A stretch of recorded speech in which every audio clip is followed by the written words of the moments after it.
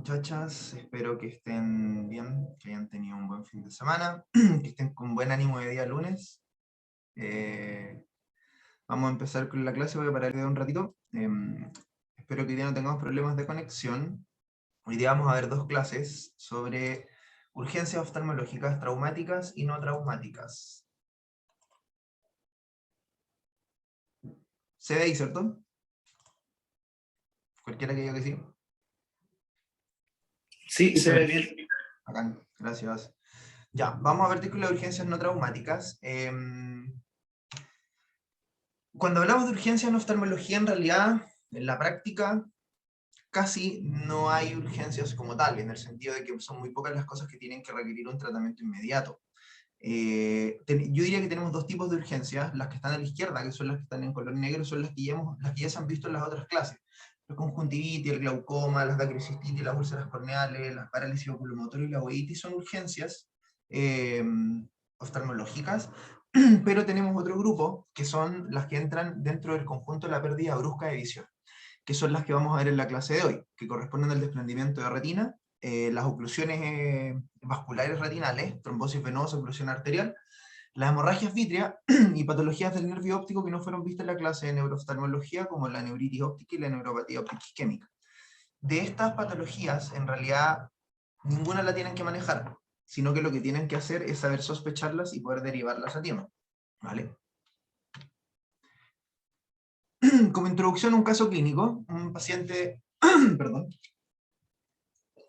un paciente de 80 años masculino, que les comenta que hace 2 horas perdió la visión del ojo derecho de forma brusca e indolora. De repente dice que su visión le bajó mucho. Tiene antecedentes de diabetes insulino requiriente, hipertenso y dislipidémico. Él refiere un buen control metabólico, pero sabemos que no siempre los pacientes, cuando dicen que tienen un buen control, están bien controlados realmente. La huesa visual, ojo derecho, que es el ojo afectado de movimiento de manos, y el ojo izquierdo 20-20. Tiene un defecto pupilar en el ojo derecho y la motilidad está conservada y sin dolor. A la imagen del fondo de ojo, lo que logramos ver es eso. No vamos a entrar en detalle, sino que lo vamos a comentar al final. Vamos a partir con el desprendimiento de retina. Recordando un poquitito el tema de la embriología, porque obviamente lo que vieron en segundo ya se les tiene que haber olvidado, como a todos. Cuando se forma el ojo, hay que recordar que la vesícula óptica nace del ectodermo neural. Por lo tanto, corresponde a parte del sistema nervioso, ¿ya? Cuando se forma la copa óptica y se produce la invaginación del ectodermo superficial para formar lo que es el cristalino y la córnea, siempre mantenemos un sector, un espacio virtual en lo que será después la retina y el epitelio pigmentario retinal. Es decir, el epitelio pigmentario, que es la capa más interna, y la retina, que es la capa más externa, no están conectadas. Hay un espacio virtual entre ellos, donde se juntan las membranas basales. Y este es el espacio subretinal, que es lo que permite que se pueda provocar posteriormente el desprendimiento de retina. El desprendimiento de retina tenemos 3 tipos: regmatógeno, traccional y seroso. En la práctica ustedes no tienen que diferenciarlos, pero saber que existen estos 3 tipos, ¿ya? Por ejemplo, dentro del auge, lo que está cubierto por el auge de desprendimiento de retina corresponde solamente al desprendimiento de retina regmatógeno no traumático. Los otros tipos de desprendimiento de retina no están cubiertos por el auge, porque las patologías que lo provocan son otros. Me olvidé de algo. Cuando hablamos de regmatógeno me refiero a que se produce una rotura a nivel de la retina, que permite que pueda pasar vitrio por detrás, o sea, por este espacio virtual entre la retina y el epitelio pigmentario, que va permitiendo la separación de la retina.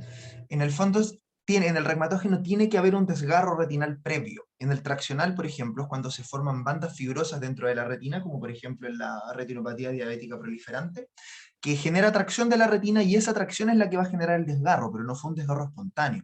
Y el seroso es cuando por otras causas, como por ejemplo causas inflamatorias como la uveitis, se acumula líquido por detrás de la retina en el espacio subretinal, lo que produce que la retina se desprende del epitelio pigmentario, pero no hay ningún desgarro de por medio ni ninguna atracción. La fisiopatología base del desprendimiento de retina regmatógeno va en base al envejecimiento natural del ojo. El cuerpo vítreo, que está compuesto principalmente de colágeno y ácido hialurónico, con el paso de los años se van produciendo lagunas de vitrio un poco más líquido, que es lo que podemos ver en la primera imagen, que eso es lo que los pacientes van a traducir como entopsias o las moscas volantes, que van a ver manchas que dan vuelta dentro del ojo. Tal vez ustedes mismos lo han notado cuando miran una pared blanca o cuando miran el cielo, que ven como que hay algo flotando dentro. Corresponde a estos grumos del vitrio que se van produciendo con el tiempo. A medida que pasan los años, generalmente después de los 40 años, el cuerpo vítreo mantiene normalmente una adherencia a la retina. Y después de los 40, esta adherencia comienza a liberarse en ciertos puntos. Comienza liberándose primero en la zona macular, dejando solamente lo que es la fovea, el nervio óptico y el resto de la retina pegada, y luego se va soltando lentamente, hasta que finalmente queda solamente adherido al nervio óptico, finalmente se suelta y el cuerpo vítreo como que se comprime hacia la parte de adelante, y el resto del espacio de atrás no es que quede vacío, sino que se llena con vitrio líquido en el fondo, no con este vitrio gelificado. Es en este proceso de desprendimiento del vitrio posterior, que es un proceso completamente normal, donde en retinas que estén predispuestas, el vitrio puede traccionar y generar una rotura en la retina, y a través de esa rotura producirse el desprendimiento de retina. Normalmente cuando el vitrio comienza a desprenderse, hay una tracción hacia la retina, que no necesariamente va a producir desgarros, pero que produce síntomas en los pacientes que son las fotopsias, es decir, aparecen visiones de luz como destellos, como un flash dentro del campo visual, que corresponde a este estímulo mecánico de la retina. Por lo tanto, cualquier paciente que consulte por fotopsias de instalación brusca, idealmente es que sea evaluado con un fondo de ojo para buscar algún eventual desgarro. Lo más probable es que no tengan desgarro, pero nunca está de más echarle una miradita a eso. Cuando el vitrio se desprende por completo, la última porción, que es la que queda adherida al nervio óptico, tiene un anillo fibroso, y ese anillo fibroso queda en el campo visual, que es lo que podemos ver acá abajo. No sé si la flecha se moviéndose, pero si no la ven me avisan, porque lo estoy marcando. Este como círculo fibroso acá más oscuro, que corresponde a la última porción del cuerpo vítreo que está adherido al nervio óptico. Y eso se desprende y queda flotando, y esa es la principal entopsia que van a referir los pacientes, porque es más fibroso, por lo tanto se ve más marcado. Al final, eso dura para toda la vida, simplemente que la gente se acostumbra a tenerlo en el campo visual y olviden que está ahí, pero al principio es muy molesto. Entonces, cuando tenemos el desprendimiento de retina, pensemos principalmente en el regmatógeno, vamos a tener primero los signos del DVP, del desprendimiento vitrio posterior, es decir, las fotopsias y las entopsias asociadas. Cuando se produce el desgarro, que es lo que podemos ver acá en las dos imágenes, en este caso aquí, que se ve esta como rotura en la retina, y en este caso acá esta foto real que se ve en la rotura de la retina. Luego, como empieza a meterse el líquido del vitrio por detrás de la retina hacia el espacio subretinal, comienza a caer la retina o a subir, dependiendo de dónde está el desgarro, si está arriba o está abajo. Y los pacientes lo van a describir como una cortina, como una sombra oscura que comienza a ocupar parte del campo visual. Puede ser como un telón que está cayendo o un telón que está subiendo, dependiendo de dónde está el desgarro. Puede haber un defecto pupilar asociado, dependiendo de cuánta retina esté comprometida y si está o no comprometida la zona foveal. Puede que no haya desprendimiento, o sea, defecto pupilar, pero que sí hay un reflejo fotomotor débil. El diagnóstico del desprendimiento de retina es claramente al fondo de ojo. Ahora, también algunos pacientes pueden describir no necesariamente la cortina o la sombra oscura que está dentro del campo visual, sino que van a ver unas opacidades negruzcas que comienzan a aumentar con el tiempo, que finalmente coalescen y forman una sola masa. Eso corresponde muchas veces porque cuando ocurre esta tracción del vitrio al desprenderse, que rompe la retina, a veces puede justo haber un vaso pasando por esta zona que se desgarró, y ese vaso se puede romper y sangrar. Entonces estas opacidades que ven los pacientes en la sangre, que luego como va aumentando comienza a coalescer y se forma como una sola hemorragia vítrea, y detrás de esa hemorragia vítrea hay que buscar el desprendimiento de retina. Acá tenemos otra imagen, esta de múltiples fotos de fondo de ojo que fueron unidas, donde podemos ver acá claramente un desgarro gigante en la parte superior del ojo, y cómo se fue desprendiendo la retina, que toma esta forma como acartonada, como blancuzca, que es la retina en sí misma, que está separada del epitelio pigmentario.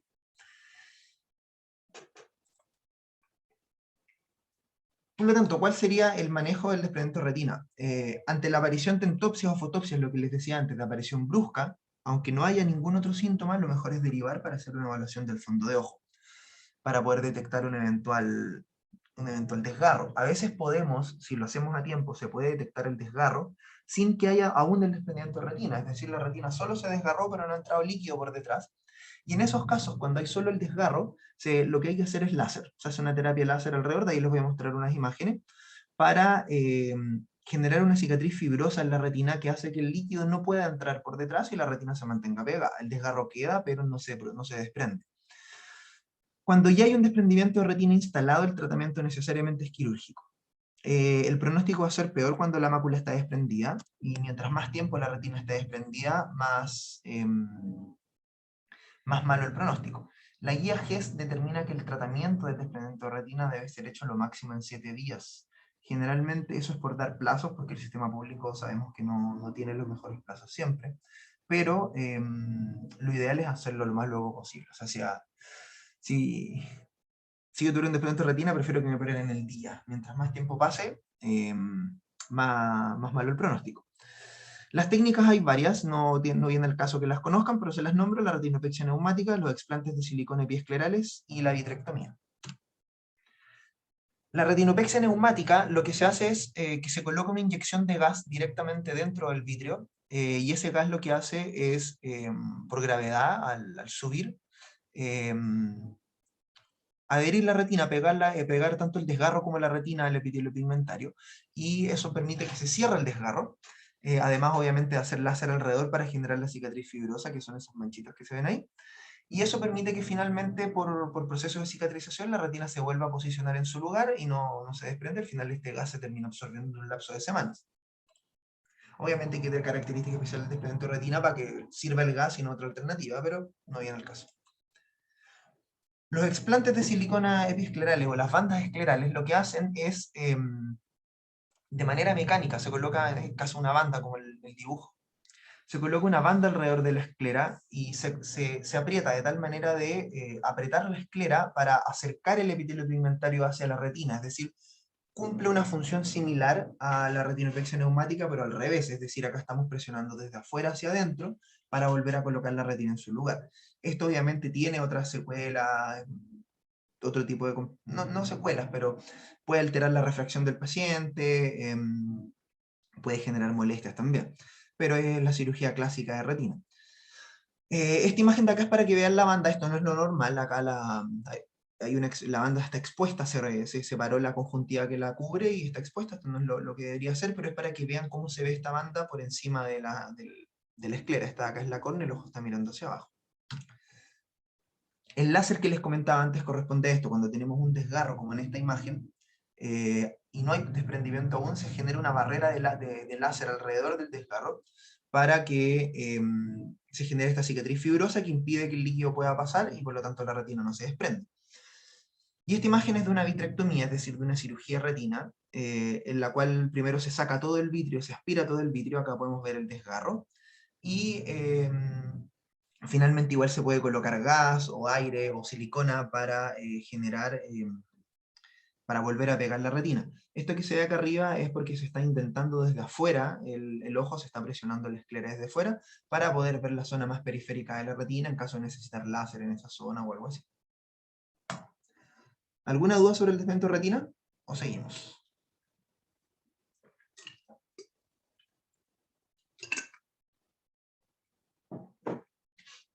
Bien, parece que no hay dudas. Igual si les salta alguno después me preguntan. Vamos a hablar ahora de la oclusión arterial retinal, donde tenemos tres grandes patologías: la amaurosis fugax, la obstrucción de la arteria central de la retina y la obstrucción de la rama arterial retinal. Las dos últimas no son tan importantes que las manejen. Sí, la primera. La amaurosis fugax es una pérdida de visión unilateral brusca, total e indolora, pero que tiene una duración de segundos o minutos y luego tiene una recuperación completamente ad integrum, es decir, el paciente vuelve a recuperar la visión de forma completa después. De ahí viene su nombre fugax o fugaz, que es algo muy rápido que dura solo un rato. Puede tener síntomas neurológicos asociados como hiparesia o monoparesia contralateral, ¿Por qué? Porque la amaurosis fugax se produce por la liberación de un émbolo generalmente, que se libera, puede ser de una placa de ateroma carotídeo o de alguna otra zona, que termina llegando hasta las bifurcaciones de los vasos retinales o de la misma arteria central de la retina, generando una pérdida de la irrigación retinal, y como este ámbolo después se libera, se vuelve a recuperar la visión. Por lo tanto, el fondo de ojo puede ser completamente normal, o se puede visualizar el émbolo, como en el caso de lo que ven ahí, que esa manchita blanca que está justo en la bifurcación, que probablemente este émbolo antes había obstruido la arteria central de la retina, se produjo la amaurosis fugax, luego el émbolo se liberó y bloqueó una zona más periférica que no afecta la visión. En pacientes mayores de 50 años hay que estudiarlo sí o sí por enfermedad carotídea. Estos pacientes tienen que irse con un ecodoppler carotídeo, y técnicamente hablando, la amaurosis fugax es el equivalente a un ataque isquémico transitorio. La obstrucción de la arteria central de la retina corresponde literalmente a un infarto retinal, es decir, se ocluye la arteria central, que es la que entrega toda la irrigación a la retina, y se va a producir la falta de irrigación y por ende el infarto retinal. En pacientes jóvenes hay que sospechar principalmente embolias de origen cardíaco, como los mixomas, traumas o cirugías cardíacas que hayan permitido la liberación de algún émbolo o algo. En pacientes mayores, lo mismo que antes, una ateroma carotidia, alguna placa carotidia, o incluso, como la arteria central de la retina también es un vaso arterial, también puede tener una placa de ateroma, por lo tanto también puede haber una trombosis a nivel de la arteria central de la retina producto de un ateroma. Y también pueden ser causas desconocidas. Hay estudios que demuestran que hay relación entre las migrañas, el uso de anticonceptivos orales o alteraciones plaquetarias asociadas a la fisiopatología de la obstrucción de la arteria central de la retina. En algunos casos, cuando se han liberado émbolos previamente, al hacer un fondo de ojo se puede evidenciar lo que se llaman las placas de Hollenhorst, que son como lo que les mostré antes, como estos émbolos amarillentos que se ven en algunas de las bifurcaciones, que traducen de que hay alteraciones a nivel carotídeo o en alguna arteria que está liberando émbolos. Ahora, una obstrucción de la arteria central de la retina puede estar asociada a alguna amaurosis fugax o no tener ningún prodromo. La clínica del paciente va a ser igual que la amaurosis fugax, solamente que permanente, es decir, una pérdida de visión unilateral brusca, indolora y muy profunda, es decir, prácticamente no van a ver nada. La huesa visual puede ir desde cuentadeos a proyección luz. El reflejo fotomotor puede ser débil, o en realidad va a ser débil, y va a haber un defecto pupilar aferente relativo porque la retina no está recibiendo el estímulo luminoso. Al fondo de ojo se ven los medios claros, es decir, no hay hemorragia vítrea, no hay catarata, no hay nada que explique la disminución de visión, y la retina se va a ver un aspecto pálido, como un poco lechoso, con una mácula bien rojiza, que es la llamada mancha rojo cereza. Esto se produce porque al no haber irrigación retinal y la retina estar más pálida, como la fovea, la zona foveal tiene menos grosor, se transluce la irrigación coroidea, entonces por eso tiene un color más rojizo que el resto de la retina. Las arterias y las venas se pueden ver un poco más estrechadas producto de la disminución de la irrigación, y la palidez de la retina se produce por el edema de la capa de fibras ganglionares retinales, es decir, por el infarto de la retina. La obstrucción de rama arterial es lo mismo, solamente que no se bloquea la arteria central de la retina, sino solamente una rama. Por ejemplo, en este caso está obstruida la rama temporal inferior, por lo tanto todo el sector que irriga la temporal inferior está afectado y está edematoso, no así el resto de la retina. Por lo tanto, acá el defecto del campo visual va a ser sectorial, no va a ser completo, y va a ser un defecto del campo visual permanente, igual que en la obstrucción de la arteria central de la retina. Ahí la visión es prácticamente irrecuperable. Al fondo de ojo, lo que les decía, una palidez sectorial de la retina, es decir, lo mismo que la obstrucción de la arteria central, solo que en un sector. El tratamiento en realidad no tiene. ¿Ya? Hay estudios monos que muestran que a los 90 minutos sin circulación el daño neuronal a nivel de la retina es irreversible. Por lo tanto, es difícil poder conseguir un tratamiento en el momento. Lograr hacer tratamiento precoz es bastante raro, y además tampoco han demostrado que sean demasiado útiles. Se habla de disminuir la presión intraocular, masaje ocular, que no, en realidad tampoco ha demostrado mayores beneficios. Y otras cosas podría ser la cateterización de la arteria oftálmica con algún agente agente antitrombótico como el TPA o la streptokinasa, pero tampoco ha demostrado ser demasiado útil y siempre hay que hacerlo entre los primeros minutos, lo cual es prácticamente imposible de lograr. Por lo tanto, hay que quedarse con la idea que las obstrucciones arteriales son irreversibles. ¿Alguna duda respecto a las obstrucciones arteriales?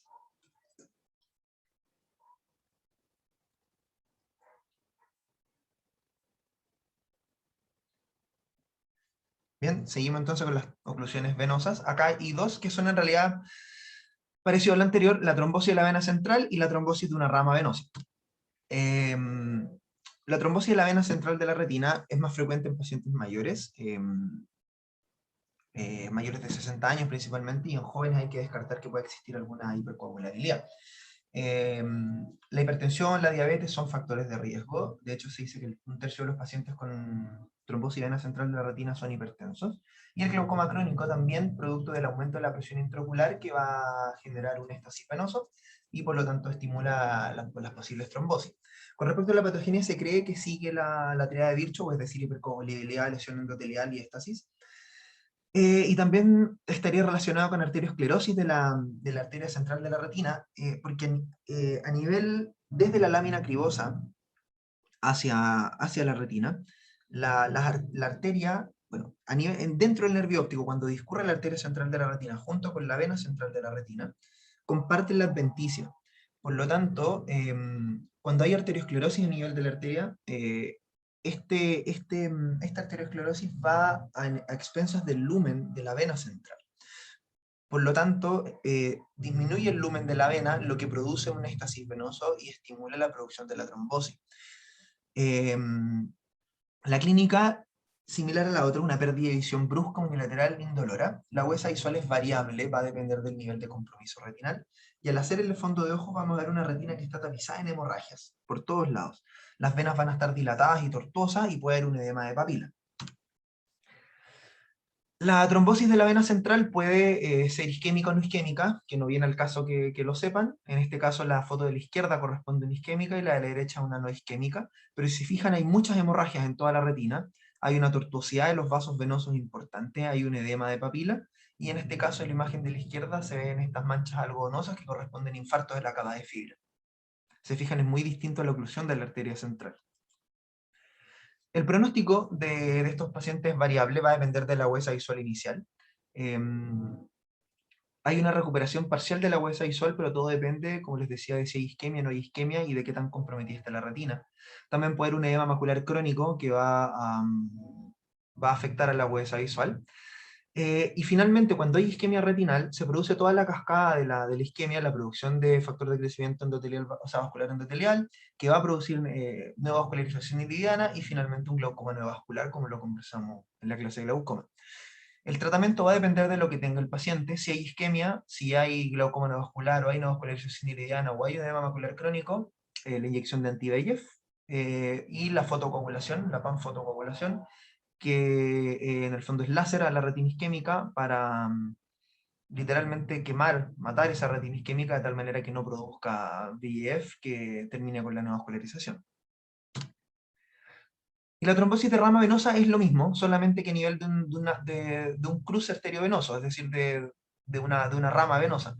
A nivel de los cruces arteriovenosos se produce lo mismo que a nivel del nervio óptico, es decir, la vena y la arteria comparten la adventicia. Por lo tanto, cuando hay arteriosclerosis, por ejemplo, en pacientes hipertensos crónicos, la arteria va a comprimir la vena, por lo tanto, disminuir el lumen de la vena va a producir el éxtasis y una eventual trombosis. Como les decía, más frecuente en hipertensos y en adultos mayores. Las ramas más afectadas las temporales, pero eso no viene al caso que lo manejen. La clínica, lo mismo, una pérdida brusca de la huesa visual, pero en un sector del campo visual, y puede haber compromiso de la visión central, que es lo más frecuente, considerando que son las ramas temporales las que están afectadas. Al fondo de ojo va a ser lo mismo que la trombosis venosa, pero solamente en una zona, asociada a la rama que está afectada. Y las ramas venosas que vienen después de esa bifurcación van a estar tortuosas y dilatadas, es decir, lo mismo que en el fondo de ojo de la trombosis de la vena central, pero solamente en una zona. Es decir, esto. Si se fijan, todo el resto de la retina está normal, pero acá donde estaba el cruce de la arteria con la vena se produjo la trombosis y toda la zona afectada tiene la misma imagen que antes, múltiples hemorragias, Lo mismo acá, y en este caso está comprometida la mácula, y en este caso no está comprometida la fobia, pero sí parte de la mácula. El pronóstico obviamente va a tener un mejor pronóstico que la trombosis de la vena central. La mayoría van a recuperar la visión en algunos meses. La aparición de neovascularización es rara.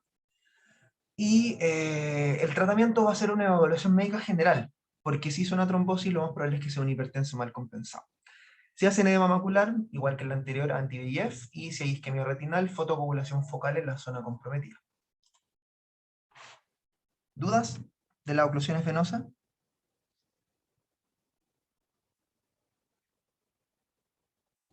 Yo tengo una duda.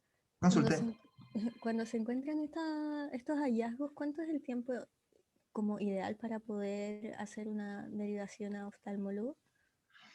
Mira, si logras, por ejemplo, si logras hacer un fondo de ojo que te permite verlo, si imaginemos ese caso, o pudiste tomar una foto y pudiste ver estas imágenes y tienes claro que es una trombosis venosa, lo ideal es derivar lo más luego posible, ¿ya? Cuando hablo de eso me refiero, por ejemplo, en el caso acá de Antofagasta, como teníamos el poli de choque, la idea es que si ven este paciente se derive para que se vea el día siguiente, si es un viernes para que se vea el lunes, o sea, no hay una urgencia de que tiene que ser derivado en el momento, ¿ya? Pero tiene que ser lo más luego posible porque mientras más tiempo pase, em, peor es el pronóstico, ¿ya? Ahora, en el fondo, por ejemplo, en una trombosis venosa de vena central, donde está toda la retina isquémica con hemorragias por todos lados, si hay edema macular, lo que vamos a hacer es colocarle anti-VEGF. Si no hay edema macular, simplemente lo vamos a ir observando, observando hasta que vaya pasando, tomar angiografías para ver si hay isquemia y hacer el láser cuando sea necesario.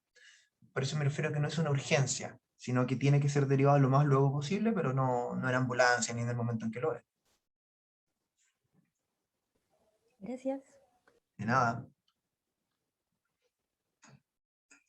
Vamos a pasar ahora a la hemorragia vítrea. La hemorragia vítrea en sí no es una patología como tal, sino que es una consecuencia. Y es la causa más frecuente de pérdida brusca de la visión. Si es abundante, la hemorragia vítrea va a tener una pérdida importante de la visión.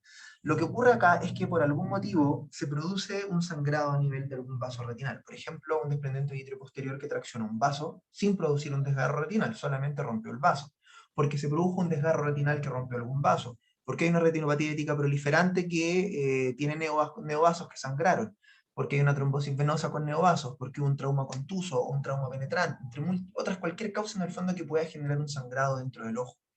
Y la sangre rápidamente va a difundir al vitrio, por lo tanto, eh, lo que van a ver los pacientes es la aparición de entopsias, pero que son oscuras o rojas, no son estas entopsias como más transparentes que normalmente se ven por los grumos vitreos. Entonces se ven estas opacidades que van flotando y que pueden ir coalesciendo, se van juntando, van aumentando de tamaño y la huesa visual va disminuyendo más. Al examen físico se puede ver una ausencia del rojo pupilar porque la luz no está reflejándose en la retina, ya que el vitrio, al estar con sangre, rebota la luz y no se genera el rojo pupilar. Si se hace el fondo de ojo y hay una hemorragia vitrea que es parcial, que no es completa, se ve la sangre fresca flotando dentro del vitrio y se puede ver el resto de la retina. Generalmente la historia acá es importante porque nos va a orientar si es un paciente diabético que está muy mal controlado, puede hacernos sospechar que hay una retinopatía diabética. Si es un hipertenso, nos puede hacer sospechar también que puede haber alguna complicación. Si hay un trauma reciente, si hay fotopsias previas que nos digan que hay un desprendimiento del vitrio, cosas así, nos puede orientar un poquitito. Acá tenemos dos imágenes de hemorragia vítrea de distinta cuantía, donde podemos ver acá técnicamente acá debería estar el nervio óptico, pero vemos que hay sangre en toda esta zona de la retina, y acá que hay sangre fresca flotando y se alcanza a ver parte del nervio óptico. Y esta es una hemorragia vítrea total en la cual podemos ver el nervio óptico ahí simplemente porque brilla un poquitito con la luz, pero vemos que la sangre está ocupando toda la cámara vítrea. Si no logramos visualizar bien la retina, esto ya va más para el oftalmólogo, si la retina no se logra visualizar bien como para encontrar la causa, hay que hacer una ecografía ocular que nos puede mostrar si hay un desprendimiento de retina y tendría que irse de vitrectomía urgente. Ahora, si la ecografía vemos que la retina está aplicada, simplemente esperamos la resolución, generalmente le damos un plazo de 3 meses más o menos para que la hemorragia vítrea se reabsorba y entre medio poder ir haciendo el tratamiento. Al ir bajando la hemorragia y vemos que, por ejemplo, hay una retinopatía diabética, se hará el tratamiento correspondiente, que es el láser. Y si no logramos, si esperamos los 3 meses y no se logra resolver, se hace una vitrectomía también para sacar la sangre y poder encontrar la causa. En el fondo, la hemorragia vítrea va a ser la causa más importante o más frecuente de pérdida de huesa visual brusca, y la característica es la ausencia de rojo pupilar, que a diferencia de todas las otras causas que vimos, sí van a tener rojo pupilar. También del desprendimiento de retina puede no tener el rojo pupilar si es que el desprendimiento de retina es muy grande, ¿ya? Pero si no es muy grande, sí va a tener rojo pupilar. ¿Dudas sobre la hemorragia vitrea? Pero es que yo tengo una consulta. ¿Siempre va a ser brusca y cuánto tiene que ser como la cuantía para que el paciente deje de ver cuando como en la última foto ya estaba todo lleno de sangre o las parciales igual van a perder como importante el campo visual? Buena pregunta. La pérdida brusca en realidad es cuando la cuantía de la sangre es mucha. Ya al decir que es brusca me refiero a que, por ejemplo, si sangró un poquitito, por ejemplo, si es un paciente que tiene una retinopatía diabética, generalmente ellos no sangran tanto. Entonces simplemente van a tener estas manchas negras que van a estar ahí y al cabo de los días va a ir aumentando. Cuando es, por ejemplo, producto de un desprendimiento de retina, generalmente sangra más rápido y se llena de sangre la cámara vitrea rápidamente. Entonces, al ser brusca, me refiero que hay una disminución de la huesa visual brusca porque cayó sangre a la cámara vitrea que afecta la visión, pero no se pierde totalmente. Para que llegue al punto de que se pierda totalmente la visión, que en realidad tampoco es que llegue a visión cero, pueden ver cuentadeos, movimiento humano, dependiendo de cuánta sangre sea, puede llegar en algunos días, yo diría unas 48 horas, ya generalmente está completamente llena de sangre dependiendo de la causa. Generalmente, como te decía, las retinopatías diabéticas o las trombosis venosa isquémica van a demorarse más tiempo en ocupar toda la cámara vitrea, no así los desprendimientos de retina o las hemorragias producto de un desprendimiento del vidrio también pueden ser más rápidas. No sé si te aclaro un poco ahí la duda. Sí, doctor, muchas gracias. De nada. Ya, ahora vamos a pasar a dos patologías que igual son de pérdida brusca de la visión, asociadas al nervio óptico. Acá en realidad no tienen que hacer mucha diferencia ustedes, en el sentido de saber cuál es cuál, ¿vale? Lo importante es que sepan diferenciar cuando la pérdida de visión brusca es a causa del nervio óptico o es a causa de la retina, como las que vimos recién. La neuritis óptica técnicamente es la inflamación del nervio óptico. La etiología generalmente es desconocida. En Estados Unidos hay una importante asociación a esclerosis múltiple, pero en Chile esta asociación llega alrededor del 10 al 15%, por lo tanto no es al mismo nivel que en Estados Unidos. Es mucho más frecuente en mujeres entre los 15 a los 45 años. La clínica, parecido a las otras, es una pérdida brusca en la huesa visual. Característicamente se produce un aumento de la mancha ciega, pero eso es difícil de determinar. Y también pueden tener un escotoma central que va aumentando en horas o días, es decir, la pérdida de la huesa visual de los pacientes no es total, como en una patología retinal, sino que simplemente tiene un escotoma en la visión central, ¿ya? Pero sí pueden ver el resto del campo visual. Lo característico acá es que sí o sí ven alteración del reflejo fotomotor directo. Cuando, como les decía antes, cuando hay problemas, por ejemplo, arteriales a nivel de la retina, se altera el reflejo fotomotor, pero generalmente va a estar débil, pero no abolido. En cambio, acá tenemos una alteración del reflejo fotomotor, puede que esté completamente abolido, y sí o sí vamos a tener un defecto pupilar eferente relativo. También hay alteración de la visión de colores, y una característica de la neuritis óptica es que hay dolor a la motilidad ocular. Generalmente este cuadro es autolimitado, se recupera solo en el lapso de semanas o algunos meses, y la recuperación de la visión finalmente es del 80%. Es decir, el 80% de los pacientes recuperan completamente la visión. Hay algunos estudios que hablan del uso de corticoides, pero en realidad los corticoides más que nada aceleran la recuperación, pero no hay diferencias significativas en la huesa visual final. Es decir, a estos pacientes se les podría no hacer nada, solamente seguirlos, buscar la esclerosis múltiple, si es que sospechamos que pudiese haberla, y la visión finalmente se recupera. Al fondo de ojo, el principal hallazgo que vamos a tener es el edema de papila, ¿ya? Vemos cómo el nervio óptico tiene los bordes borrados, se ve, no se ve definido y puede haber alguna tortuosidad vascular asociada. Pueden haber también eventualmente hemorragias del nervio óptico, pero eso es más asociado a otro tipo de causas de edema de papila, como la hipertensión intracraniana. Si tenemos el edema de papila y está asociado a todos estos síntomas, deberíamos sospechar que puede ser una neuritis óptica. Y la otra causa es la neuropatía óptica isquémica. Como les decía, esto no tienen que tener claro que existe como tal, que es técnicamente el infarto de la cabeza del nervio óptico. Y hay de dos tipos, arterítica, que es asociada a la arteritis celular gigante, y no arterítica, que generalmente es idiopática, pero está asociada también a factores de riesgo cardiovascular o a la presencia de apnea obstructiva del sueño. La clínica, similar a una pérdida brusca de la visión, unilateral, indolora, a diferencia de la neuritis óptica, que tiene dolor a la motilidad. En el caso de la arterítica, la huesa visual generalmente va a ser menor a 20-200, y la no arterítica va a ser una huesa visual mejor, ¿ya? La característica es que el campo visual, la alteración de la visión es un defecto altitudinal del campo visual, es decir, se pierde la parte de arriba o la parte de abajo del campo visual, pero no hay un escotoma central ni una pérdida global. Y al fondo de ojo se va a ver lo mismo, el edema de papila, ¿ya? No hay mucha diferencia entre el edema de papila de la neuritis óptica isquémica de la neuritis óptica, ¿ya? Lo que sí es que cuando se resuelve la neuropatía óptica, cuando se pasa el proceso inflamatorio inicial, se llega al infarto como tal, es decir, se ve la palidez del nervio óptico, está pálido porque las fibras nerviosas se infartaron. No hay tratamiento. Si se produjo la neuropatía isquémica, se produce el infarto, no hay ningún tratamiento, no hay nada que se pueda hacer, la visión se va a comprometer sí o sí, va a bajar la huesa visual y esa visión es irrecuperable. En general el compromiso es asimétrico, si es que hay un compromiso bilateral, que podría verlo, pero no es inmediato, es decir, el compromiso contralateral puede llegar en el tiempo como puede no llegar nunca.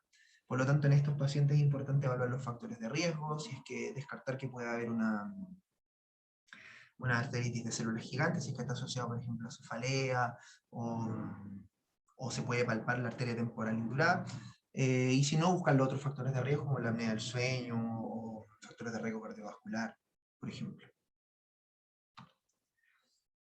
Y para terminar el caso clínico que planteé al principio, ya podemos ir descartando cosas. Vemos que el nervio óptico está normal, por lo tanto no es patología del nervio óptico. No hay hemorragias en la retina, lo que nos descarta la trombosis de vena. Podría ser una amaurosis fugax, pero lleva mucho tiempo que el paciente recuperó la visión. Habíamos visto que eran 2 horas. La amaurosis fugax generalmente se recupera en minutos. Tampoco vemos que hay un desprendimiento de retina, y vemos claramente que la retina se ve un poco pálida. Ahí está esta mancha rojo cereza en el centro. Y se fue de ecodoppler carotidia, que nos mostró una estenosis en la carótida interna derecha, que nos está explicando que hubo una trombosis a nivel de la arteria central de la retina, que provocó una oclusión y se afectó la huesa visual. Eso, con respecto a las urgencias no traumáticas. ¿Dudas? Lo que se les ocurra preguntar de esto antes de pasar al trauma ocular. Yo tenía otra consulta sobre la neuritis óptica. Ujú. ¿Cómo se trataría el dolor ocular en los pacientes? Solamente analgesia, porque generalmente el dolor es a la motilidad, por lo tanto los pacientes evitan mover el ojo para que no les duela. Pero generalmente ese dolor no es permanente, sino que es en los primeros días, y después se va pasando y simplemente queda el compromiso de la huesa visual, que se va recuperando con el tiempo. Pero en general, si un paciente les consulta por algo así, una pérdida brusca de visión, y se animan a hacerle el fondo de ojo y ven que tiene una edema de papila, lo van a derivar, y en realidad el manejo del dolor lo pueden hacer con analgesia sistémica, pero como AINES orales, pero no es lo más importante. En general el dolor no es muy intenso, y como es a la motilidad, el paciente debe evitar mover los ojos para evitar el dolor. Ah, ya, súper doctor, muchas gracias. De nada. Yo, doctor, tengo una duda. Esta es como, no sé si se denominan así, pero moscas volantes o estos como pequeños grumos que se forman en el humor vitreoso, ¿empeoran con el tiempo o siempre se mantienen de la misma forma? En las moscas volantes, las entopsias, cuando son producidos por los grumos vítreos, es decir, por nada patológico, sino que el mecanismo fisiológico natural de que se va alterando el cuerpo vítreo con la edad, pueden ir aumentando con el tiempo, pero no es que aumenten a un nivel que afecte la visión. Generalmente los pacientes se van a quejar cuando empiezan a aparecer y empiezan a molestar. Generalmente, como les decía, ustedes mismos se pueden dar cuenta que ya van a tener algunos de ustedes estas moscas volantes. Si miran el cielo o una pared blanca y mueven el ojo, van a ver que hay algo que flota dentro del ojo, que son estos grumos vítreos. Hay algo, pero pueden molestar o no molestar, va a depender mucho de los pacientes, y generalmente se van a acostumbrar a esto. Hay algunos estudios que hablan de hacer vitrectomía y sacar el vitrio por completo, pero en realidad yo encuentro personalmente que es demasiado agresivo para algo que simplemente es fisiológico, y va a depender en realidad del paciente cuánto les molesta o no. Puede ir aumentando con el tiempo y puede ser molesto, como puede que no, va a depender del paciente como muchas cosas. Ya, gracias, doctor. Nada. Ahora, disculpa, quédense con que las entopsias, es decir, estas moscas volantes, son un mecanismo fisiológico. Lo que no es fisiológico son las fotopsias. Sí, o sea, es fisiológico porque las fotopsias son fisiológicas cuando traducen que se está desprendiendo el vitrio y tracciona la retina. Pero si hay fotopsias, se debe hacer un fondo de ojo para descartar un desgarro. No así si hay entopsias. No es tan necesario que haya un fondo de ojo, a menos que la aparición de las entopsias sea brusca, es decir, que el paciente les diga que de repente le aparecieron muchas moscas volantes dando vueltas, porque esas entonces podrían ser, por ejemplo, una hemorragia vítrea leve. Eso. Yo Ya, tengo, gracias, doctor. perdón, Becky. Con respecto al desprendimiento de retina, ¿de qué depende que se elija una técnica por sobre otra? ¿La del gas o la de compresión externa del globo ocular? Vale, la verdad depende principalmente del gusto del cirujano. Generalmente la retinopexia neumática está un poco, que es la de inyectar el gas, está un poco dejada de lado porque prácticamente tiene que tener muchos requisitos, por ejemplo, que sea un desgarro superior, que sea cierto porcentaje de la retina que está desprendida, entonces no es como lo más buscado. Y utilizar vitrectomía o utilizar la técnica clásica, que es la de la banda o el implante biscleral, va a depender un poco del gusto del cirujano y también de la cantidad de compromiso retinal. Por ejemplo, si hay una hemorragia vítrea asociada al desprendimiento de retina y hay compromiso macular, sí o sí se va a hacer una vitrectomía. Si hay un desgarro pequeño con cierta cantidad de desprendimiento periférico, sin compromiso de la mácula, puede que se opte por una banda episcleral o que se opte por la vitrectomía según el gusto del cirujano en realidad. ¿Pero no hay ninguna que dé un mejor resultado que la otra? Técnicamente la vitrectomía debería dar un mejor resultado por el hecho de que como estás dentro del ojo, estás viendo directamente el desgarro, por lo tanto haces el láser directamente donde corresponde y te aseguras de que la retina va a quedar pegada. Se puede hacer igual crioterapia, es decir, se coloca frío por fuera, que genera una cicatrización retinal que va a evitar el desgarro. En ese sentido la vitrectomía técnicamente es mejor. Pero, por ejemplo, si hay compromiso macular, sí o sí es vitrectomía y no se puede hacer una banda, porque en el fondo la idea de la banda es, como te decía, comprimir desde fuera para pegar el epitelio pigmentario a la retina. Pero si la mácula es la que está comprometida, no podéis pasar la banda por detrás, porque estaríais pasando por el nervio óptico, ¿cachai? Entonces, en ese caso, sí o sí tiene que ser vitrectomía. Ya, gracias. Nada. ¿Te quedó claro, cierto? Sí, Ya, gracias. de nada.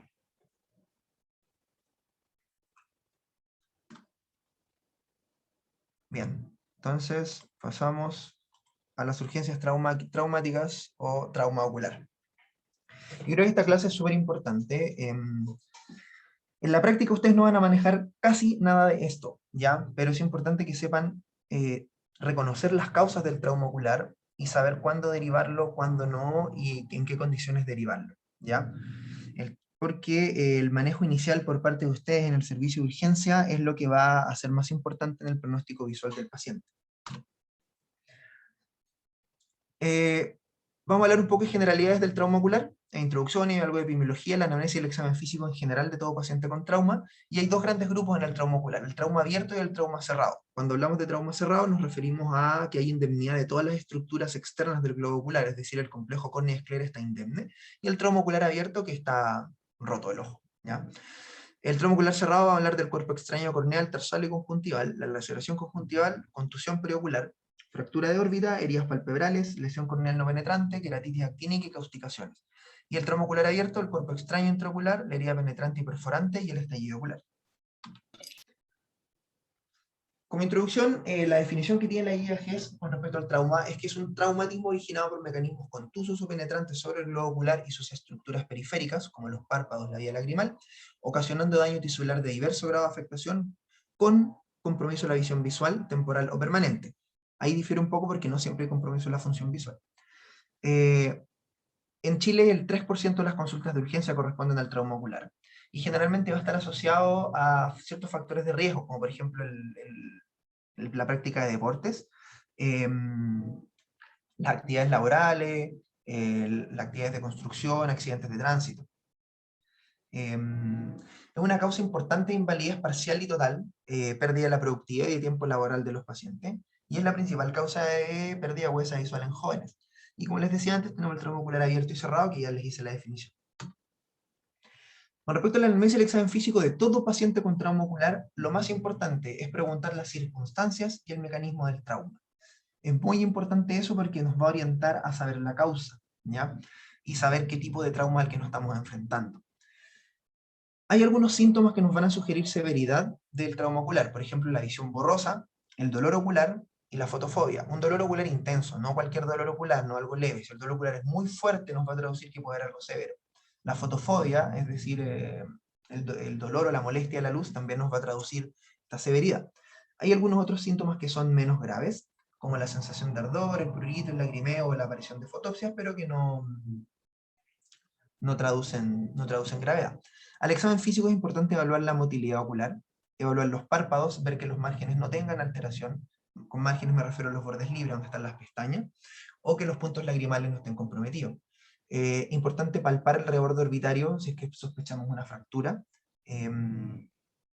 Importante, sí, no presionar el ojo, ¿ya? Si es que estamos sospechando que puede ser un trauma abierto, no hay que presionarlo, porque cualquier presión por sobre el ojo puede provocar pérdida, una expulsión del contenido intraocular, y eso al final va a ser completamente contraproducente.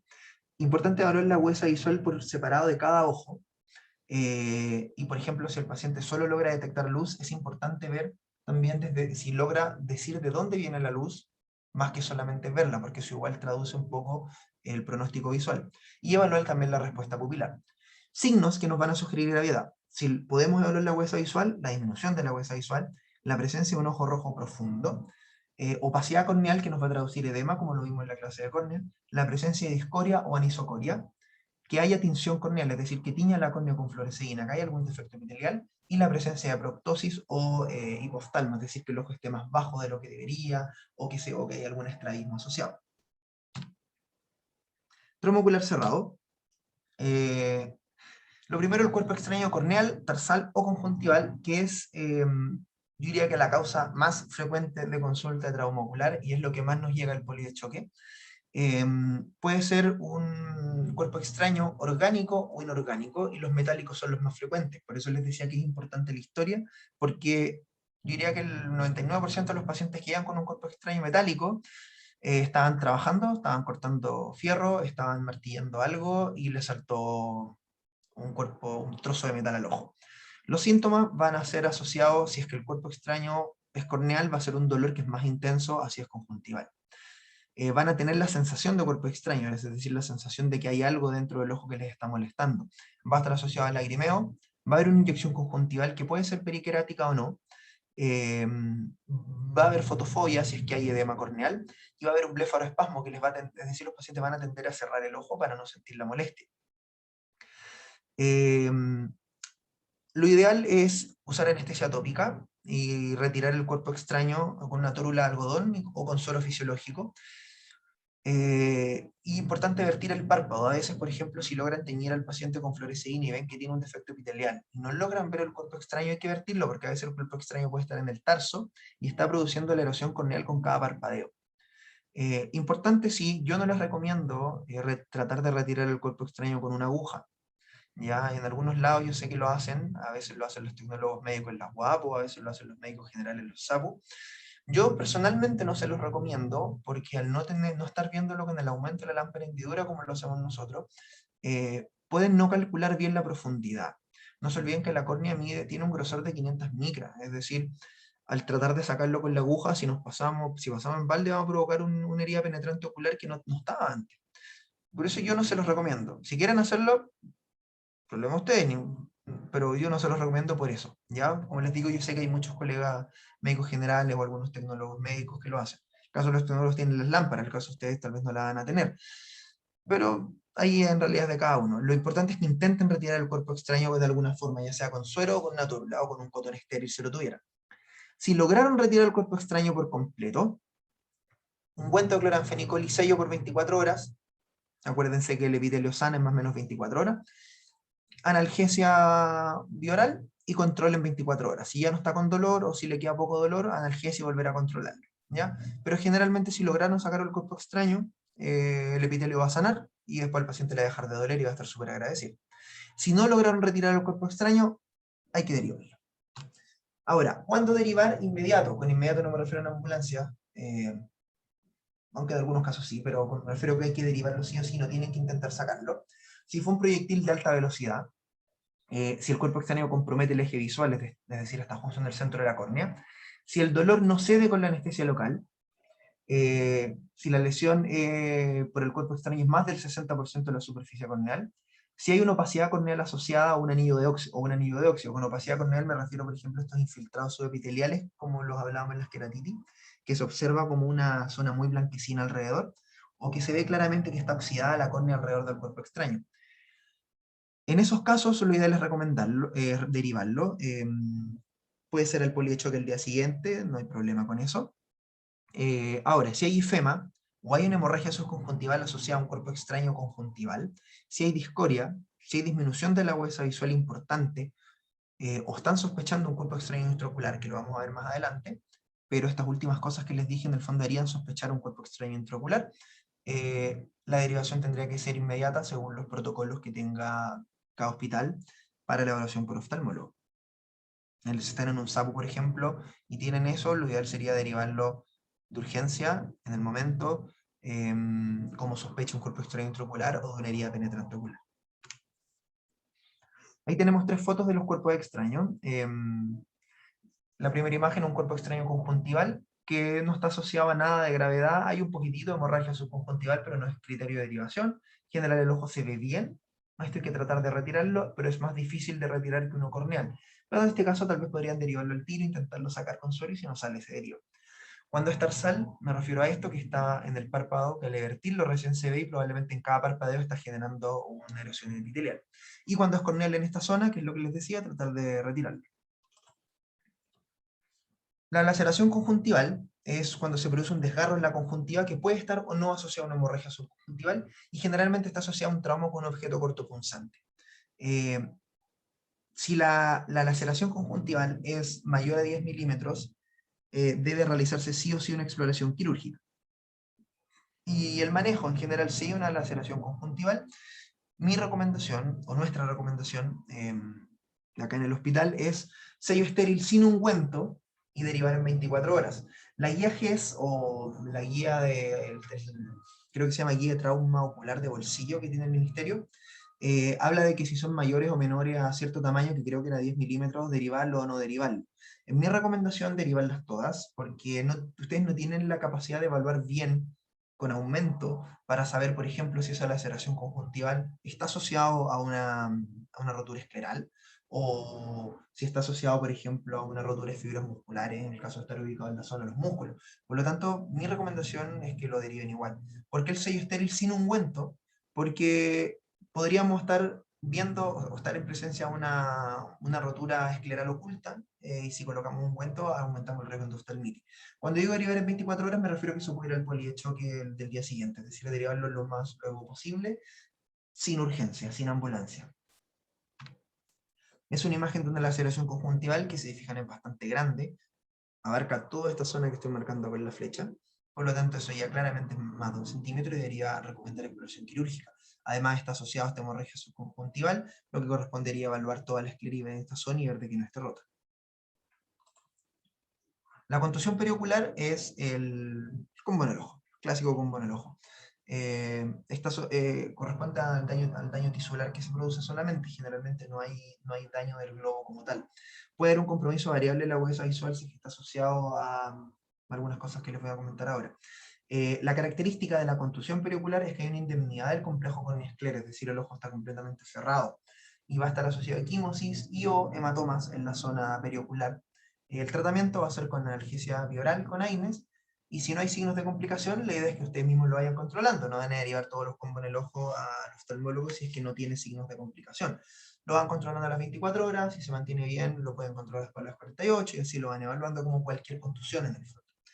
¿Cuáles son los pacientes que tienen que derivar? Si hay disminución de la agudeza visual, ¿ya? Si el paciente les relata que le bajó la visión después del golpe, hay que derivarlo. Si hay ifema, si el dolor no cede con la analgesia, si está alterada la motilidad, si hay alteración de la pupila, es decir, alteración del reflejo fotomotor, o discoria o anisocoria, se tiene que derivar. Si hay sospecha de fractura de órbita, es decir, por ejemplo, si hay presencia de enfisema subcutáneo, lo tienen que derivar. Ausencia del rojo pupilar, porque puede haber una hemorragia vitrea asociada, un desprendimiento de retina. Si hay diplopia en posición primaria y mirada, es decir, si el paciente mirando de frente a un punto fijo relata diplopia, también tienen que derivar. Esta primera imagen es la típica contusión periocular. Hay una equimosis en ambos párpados, pareciera haber un poco de hematoma en el párpado inferior, vemos que hay un poco de hemorragia subconjuntival, pero que no nos asusta en demasía, la córnea se ve bien, probablemente la huesa visual está normal, el paciente simplemente tienen que irlo controlando. Y acá hay dos casos que tienen que derivar. En este caso, a pesar de que no se ve mal el ojo en general, vemos que claramente hay una diálisis iridiana, es decir, la raíz del iris se soltó de su base y eso requiere reparación quirúrgica. Lo mismo que acá, si tenemos un ifema, también hay que derivarlo. Esta imagen este es un video que les voy a mostrar de un paciente que operamos a fines del año pasado, un chico de 20 años, si no me recuerdo mal, que estaba con los amigos carreteando y por extrañas circunstancias que todavía no nos entendemos, agarraron a piedrazo y le llegó un piedrazo en el ojo. Y este cabro tuvo una luxación completa del cristalino a cámara anterior, tuvo una rotura iridiana importante, prácticamente no le quedó iris, y se le generó también una catarata traumática. Ahí lo que estamos haciendo es sacar el cristalino por completo, se está aspirando la catarata. Se fijan, hay un poco de ifema también en esta zona. Y esto que se ve acá, no sé si logran ver como un color más café, es el iris, pero que no está dilatada la pupila, sino que está roto. Esto es lo que le quedó de iris, el muñón de iris que le quedó en esta zona. Por acá también le quedó un poco de iris y nada más. No tuvo hemorragia vítrea asociada, no tuvo nada más, simplemente la luxación del cristalino, que se luxó completamente a cámara anterior. Este cabrón estaba con mucho dolor porque como no tenía cámara anterior, obviamente le subió la presión intraocular, le dolía mucho, veía súper mal. Al final de la operación en sí quedó bien, el ojo quedó súper bien, con la rotura iridiana, obviamente sin cristalino. Pensábamos en ponerle un lente intraocular después en otra cirugía, pero se nos perdió, nunca más llegó a control, no sabemos qué pasó con él. Suponemos que está bien, pero viendo súper mal. La fractura de órbita está asociada siempre a un trauma contuso, ¿ya? Todo trauma directo o indirecto puede comprometer la órbita, el globo ocular o los anexos, tienen que tenerlo siempre claro. Ahora, la fractura de órbita está asociada a un trauma contuso, es decir, un golpe en el ojo por cualquier mecanismo. Las paredes de la órbita que se afectan por orden de frecuencia, la más frecuente de afectarse es el piso. ¿Ya? El piso de la órbita, que está conformado por el maxilar, parte del cigomático y del hueso palatino, la pared medial, en segundo lugar, que es principalmente la lámina papilácea etmoides y parte de el hueso lagrimal, la pared lateral, que es el cigomático y la ala mayor del esfenoide, y el techo, que es el hueso frontal. Ese es en orden de frecuencia de afectación. Estos pacientes, ¿cuándo tendríamos que tomar, o sea, cuándo una contusión periocular tendríamos que tomarle una radiografía o un TAC por sospecha de fractura? Si hay limitación de la motilidad, si hay diplopia binocular, si hay exoftalmo, enoftalmo, es decir, que el ojo esté como hundido, o hipoftalmo, es decir, que el ojo esté como más abajo que el otro, si hay simetría facial, hiperhipoestesia infraorbitario dental, que nos hablaría de una rotura del piso con alteración del nervio infraorbitario, que acuérdense que es rama del nervio maxilar, que inerva toda esa zona, si hay claramente una deformidad ósea o enfisema subcutáneo periorbitario. En estos pacientes, si tenemos sospecha o confirmada la fractura de órbita, analgesia sistémica y derivar para eventual resolución quirúrgica. No toda fractura de órbita se opera, va a depender de varios factores, pero eso no son criterios que tengan que manejar. Acá tenemos casos de fractura. En este caso, estas dos imágenes son de la misma paciente. Si se fijan, el ojo derecho está hipoftálmico, es decir, está un poco más abajo que el otro. Y cuando lo miramos de otro ángulo, nos damos cuenta que también hay un enoftalmo, es decir, el ojo está más hacia adentro, está hundido. Y al tomarle el TAC, vemos que el piso de la órbita está comprometido y vemos cómo todo el contenido orbitario desciende hacia el seno maxilar.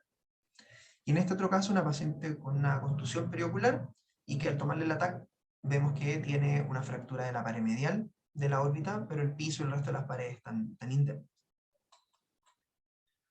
Las lesiones palpebrales se pueden clasificar en simples y complejas. Las complejas son cuando hay compromiso del canto medial, cuando están comprometidas las vías lagrimales, cuando hay compromiso el elevador del párpado superior, cuando está comprometido el borde palpebral, cuando hay sospecha de compromiso del globo ocular, sospecha de fractura de órbita, cuando es una mordedura, ya sea animal o humanas, o cuando lleva más de 12 horas de evolución. Si no cumple estos criterios, son lesiones simples, ¿ya? Tampoco es demasiado importante que manejen la diferenciación, ¿ya? Salvo ciertos casos que les voy a comentar ahora. El manejo de esto es aseo de la lesión con suero fisiológico, como toda herida, para limpiarlo lo mejor posible, protector ocular, analgesia sistémica, derivar. el protocolo de la antitetánica o la rabia según corresponda. Y la sutura va a depender, lo coloco en asterisco y les decía que no es tan importante que manejen lo de las simples de las complejas, salvo casos puntuales, porque según la guía GES, ustedes podrían manejar las simples, ¿ya? Pero nosotros no recomendamos mucho que manejen las simples, porque, o sea, que en el fondo que no manejen ninguna lesión palpebral, porque en primer lugar es súper poco probable que tengan disponible una sutura no reabsorbible como nylon o Prolene 8.0 o 7.0. Es súper poco probable que tengan eso disponible en un SAP o en un servicio de urgencia. Generalmente son suturas más gruesas. Y al usar suturas más gruesas, si la lesión es simple y no hay compromiso en el elevador del párpado superior, por ejemplo, o no hay compromiso en el orbicular, y la sutura es muy gruesa, puede que pasen a llevar fibras musculares y al final eso va a generar una retracción palpebral que no estaba antes. Por eso más que nada no les recomendamos que las suturen ustedes. Si lo quieren hacer, no hay problema. Si se animan a hacerlo, sienten que tienen la capacidad de hacerlo bien, denle, ¿ya? Pero si no se sienten capaces, deriven todo, ¿ya? Porque en este caso, si lo hacen mal, es peor para el paciente, ¿ya? Por lo menos acá nosotros no nos vamos a enojar si nos derivan una herida chica del párpado porque no la quisieron suturar, ¿ya? Es mejor que hagan eso a que la suturen y después nos lleguen con una mal suturada o con compromiso de los músculos, que el ojo quede con una retracción que después no se puede solucionar o requiere más de una cirugía para solucionar. Acá tenemos algunos ejemplos de laceraciones palpebrales. En estos dos casos de acá vemos que hay compromiso del borde libre y compromiso de la vía lagrimal, por lo tanto esas son complejas y sí o sí las tienen que derivar. Esta de acá, la primera, también deberían derivarla sí o sí por el tamaño. Esta de acá es una que la guía GES diría que ustedes pueden suturar, ¿ya? Se fijan, es pequeña, no hay compromiso del borde libre, bastaría 1 o 2 puntitos acá. Como les digo, si tienen la posibilidad de tener suturas chicas, delgadas, y se animan a hacerlo, y sienten que pueden hacerlo bien, háganlo. Si no, derívenlo, nadie se va a enojar. Acá esto está mostrando la punta del lápiz que provocó eso, igual por la ubicación no debería haber nada comprometido, debería ser una simple, bastaría un par de suturas, unos 3 puntos y estaría al otro lado, pero igual si lo quieren derivar, ningún problema. La lesión corneal no penetrante, o también llamada erosión corneal traumática, lesión lamelar no penetrante, que es como está en la guía GES, o lesión corneal de espesor parcial, en el fondo es una erosión corneal, que esto también lo vimos en la clase de córnea, con la diferencia es que estas son erosiones corneales traumáticas, ¿ya? Lo mismo que cualquier erosión corneal, examen con anestesia tópica, fluoresceína, luz de cobalto para ver la erosión corneal. Generalmente pueden ser lesiones pequeñas que estén asociadas a un cuerpo extraño tarsal, sin sospecha de cuerpo extraño intraocular, y en esos casos se maneja igual que toda lesión corneal, ungüento cloranfenicol, sello, analgesia sistémica, controla en 24 horas, si se dio el dolor, si ya no tiñe, alta, si no se dio el dolor todavía, o sigue con la lesión marcada, derivarlo, o si en esas 24 horas sospechan de cualquier complicación o hay persistencia del dolor, se deriva lo que les decía recién. Ahora, si son lesiones grandes, o el cuerpo extraño, o hay un cuerpo extraño en el espesor de la córnea, o sospecha un cuerpo extraño intraocular, o es una lesión secundaria del lente de contacto, ungüento cloranfenicol, sello, analgesia sistémica y derivar. Urgente, entre comillas, es decir, alcohol de choque, ¿ya? Si la lesión está asociada al lente de contacto, se sugiere usar cipro o genta en ungüento. Yo recomiendo más el cipro en ungüento. Si no tienen, cloranfenicol siempre es útil. Y si hay sospecha de cuerpo extraño intraocular o de perforación, o una perforación ocular, manejarlo como un trauma abierto, que es el tema que vamos a ver más adelante, ¿ya? Acá lo que quiero que quede claro es que una erosión corneal traumática no tiene diferencia en una erosión corneal traumática en el manejo por parte de ustedes. Como es traumática, solamente derívenla si tienen sospecha de que hay un cuerpo extraño intraocular, o que hay una rotura ocular, o que sean demasiado grandes, o que el cuerpo extraño no se puede hacer retirado. Acá hay 3 imágenes. Esta primera está en el eje visual, por lo tanto deberían derivarla, aparte que se nota que es grande, clara, por lo menos unos 5 milímetros de diámetro, así que habría que derivarla. Esta es la misma imagen, pero teñida con fluoresceína. Aparte, igual no me queda claro si esta zona de acá tiene un infiltrado subepitelial, por lo tanto esto es mejor derivar. En esta de acá se ve que una erosión lineal, tal vez por un rasguño, que provocó esta erosión acá y acá. Si se fijan, no hay mayor compromiso, no sospecho que haya una lesión de espesor total. Esto le pueden dejar a ustedes mismos el sello cloranfenicol y controlar a las 24 horas. La queratitis actínica es un tipo especial de queratitis que está asociada a la exposición a rayos ultravioleta. Generalmente está asociado a la soldadura sin protección, que es la causa más frecuente, o permanencia en la nieve, que es algo que acá no vemos muy frecuentemente, porque no hay nieve.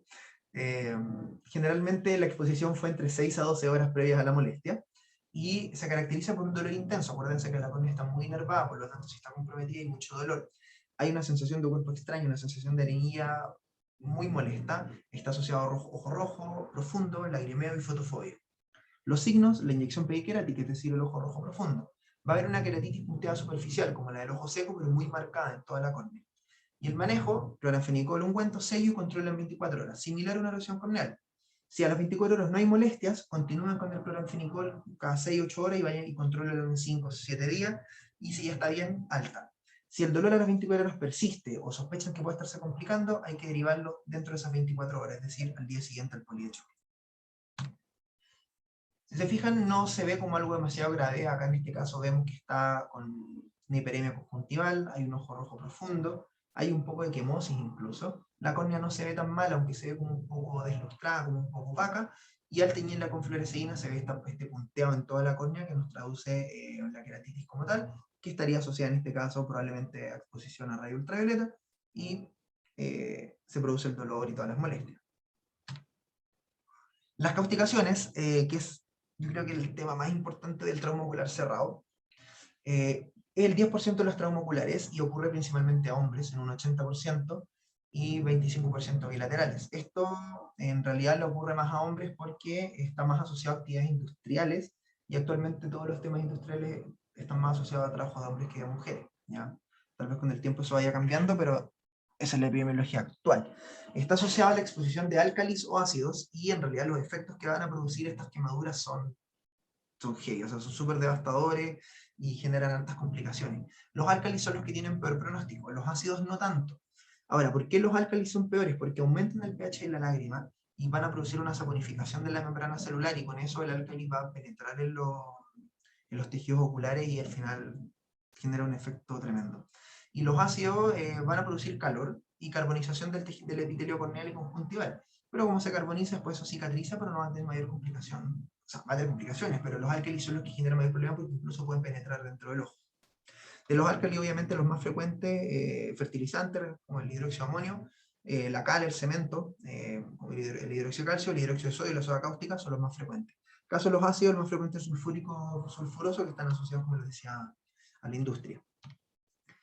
El manejo inicial, lo importante es lavado con agua abundante en el sitio del accidente.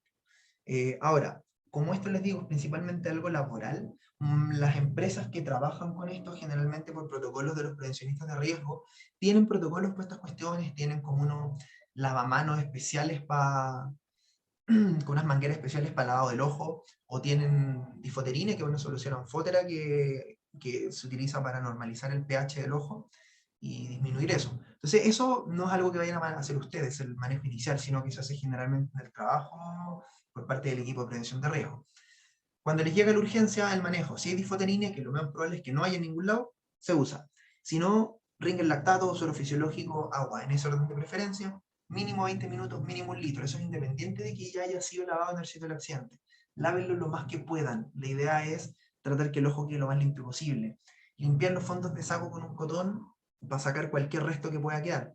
No sellar el ojo porque eso va a mantener, puede mantener la quemadura y puede mantener la presencia del químico.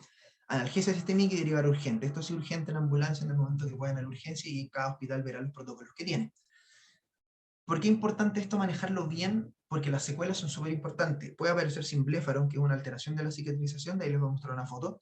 Restricción de la motilidad ocular por la misma cicatrización que se produce. Puede haber una perforación corneal, se puede producir un glaucoma, puede aparecer catarata traumática, otitis bulbi finalmente, que literalmente que el ojo se seca, es decir, se atrofia el ojo por completo, se pierde la huesa visual y al final queda todo mal.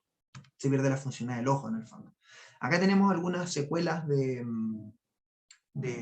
causticaciones, no tengo claro de qué son cada una obviamente, las encontré en un libro. Acá vemos cómo está este edema corneal importante acá, Acá vemos que igual hay harto edema corneal, se ve incluso la córnea como un poco irregular, el brillo no está normal. Acá mucho edema corneal, quemosis, quemadura de la zona conjuntiva tarsal. Acá vemos un adelgazamiento corneal importante, se ve cómo está adelgazado y se trasluce mucho mejor el iris que en esta zona. Y esto es el simbléfaro, que es una alteración de la cicatrización conjuntival, en la cual se produce literalmente una cicatrización anormal entre la conjuntiva y la córnea, que si estuviera, por ejemplo, en esta zona, podría considerarse un pseudoterigion, ya que me acuerdo que alguien preguntó sobre los pseudoterigion en esa clase. Entonces esta cicatrización anormal al final, obviamente se puede operar, pero ya las secuelas quedaron, o sea, la córnea va a quedar más adelgazada, va a quedar con un leucoma importante, la conjuntiva no va a estar bien, hay que hacer muchos seguimientos de cirugía, se pueden operar, se tienen que operar a veces más de una vez, entonces al final igual es todo un tema. Eso, dudas respecto a los traumas oculares cerrados. Sé que son hartos temas, pero si fijan el manejo en general no es muy complicado, tienen que diferenciar cosas muy puntuales. ¿Dudas de cualquiera de esas cosas? Yo tenía una duda, doctor. Consulten. En caso de cuando son evaluaciones a las 24 horas, 48 horas, ¿cómo lo hacemos? ¿Lo citamos al paciente así de forma ambulatoria o cómo nos aseguramos que llegue? No sé. ¿Cómo se O hace? sea, nunca se van a poder asegurar que el paciente llegue. Los pacientes siempre pueden fallar. La idea es que cuando están en APS, por ejemplo, ustedes pueden citarse los controles ustedes mismos, como sobrecupo, eso no hay ningún problema. La idea es que lo vean y lo controlen y lo evalúen. Si están en un servicio de urgencia, por ejemplo, ahí podrían citar el control de las 24 horas en APS o al polichoque de oftalmología, en caso que sea un hospital tipo 1, que tenga el servicio. Cuando me refiero al control en 24 horas es que se haga según los protocolos que se mandan, lo pueden citar en la misma APS, si lo vieron en algún polichoque de APS se lo citan ustedes mismos, si lo vieron en un servicio de urgencia puede ser al poli de choque de oftalmología, y va a depender de los protocolos que manejen. Ah, ya, ok, pero nunca nos vamos a asegurar que vuelva el paciente. No, nunca en ningún caso se van a asegurar que el paciente aparezca, no solamente en oftalmo, los pacientes, muchos son súper irresponsables y puede que no aparezcan nunca, así que, como el caso que les contaba del chico que lo operamos, lo citamos a control, lo citamos a las 2 semanas, apareció al mes, después lo volvimos a citar y nunca más volvió. Ya, gracias, doctor. De nada. Doctor, Dígame. el pronóstico en la... Espérame, te escucho súper bajito. espera, ¿ahí sí? Sí, sí. ¿El uso de la difoterina cambia el pronóstico en las lesiones cáusticas? Sí, cambia el pronóstico porque permite normalizar más rápido el pH del ojo. En el fondo lo cambia por el tiempo. Por ejemplo, el lavado solo con agua, finalmente igual va a tener un buen pronóstico, pero el tiempo que tiene que estarse lavando el ojo es mayor. Generalmente se habla que con agua deberían ser entre 1 hora más o menos o sea, perdón, entre media hora a 1 hora de irrigación con agua para normalizar el pH. Técnicamente lo que se debería hacer es tener tiras de pH y evaluar el pH de la lágrima cada cierto tiempo, y cuando se normalizó se acaba el lavado. Pero como obviamente eso es más poco probable de hacer de tener que tener difoterina, la idea es lavarlo lo más que se pueda en el fondo. No es como para que, si ustedes están gestionando comprar el recurso, busquen la opción de comprar el difoterina, no es tan necesario. Pero si se tiene, hay que usarlo, esa es la idea. Por lo menos toda la gran mayoría de los lugares donde se trabaja con posibles accidentes de este tipo, los prevencionistas tienen difoterina. Sí, doctor, muchas gracias. De nada. Doctor, Hola, consulta. una consulta. En el caso de la fractura de órbita, en caso de que el paciente tuviera una sinusitis también, ¿qué hora como consecuencia aparte tendría eso? O sea, eventualmente, si el paciente tuviese la mala suerte o sea, la sinusitis, me imagino que te refieres a que estaba previamente al trauma o que se asocia al trauma. No, previo Ya, si tiene una sinusitis previa al trauma, que al trauma. sería más ya mala suerte. La única complicación que podría generar eventualmente es que haga una celulitis orbitaria, puede ser, pero más que eso, no es que cambie el pronóstico como tal. Por eso en el caso de las fracturas de órbita las tienen que derivar, porque si hace una celulitis orbitaria lo vamos a manejar, si hay que operarlo se opera, va a depender igual del nivel de fractura, si lo hace el oftalmólogo o lo hace el maxilofacial. Así que si tuviera la mala suerte no cambia el pronóstico, tampoco cambia en el manejo, no es como para que le dejen antibióticos preventivos. Aparte, o sea, si tiene una sinusitis aguda va a estar con un antibiótico ya de antes, si una sinusitis crónica va a tener el manejo adecuado. Entonces, no cambia el pronóstico en el fondo, pero el único riesgo es que podría ser una celulitis orbitaria. Ok. Muchas gracias. Nada.